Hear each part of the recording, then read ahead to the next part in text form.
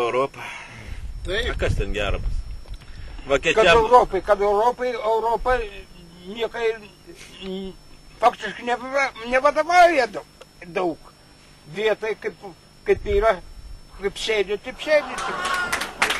O tai kas Vokietija buvo markės, pasidarė eurą. Kas tai galvoja, žmonės džiaugiasi? Kur kainavo markiam duoda, tenais dabar kur euras kainuoja, iškart kiek brangiau. Jeigu Vokietija sužluga, jeigu Vokietija jau sunku ten problemą žmonėm, tai jeigu pas mus čia įves eurą, tai bus išvis tragedija. Bus išvis tragedija. Išvis neišsimokėti. Algas bus mažas, viskas bus brangu. Jeigu tau užduoda, sakės, kepaliuką ten po 1,5 eurą, tai ką tu galvosi? Kol ne po 1,5 brangiau išeina duonat kepaliukus. Mano anūkės dirba dvi. Ten viena Londone, kita. Kur? Taigi jau toliau, aiškiai. Nu tai va, tai sako, tai pas atlyginimai bus tas patys gausi ten. Tai čia gauna tas atlyginimą.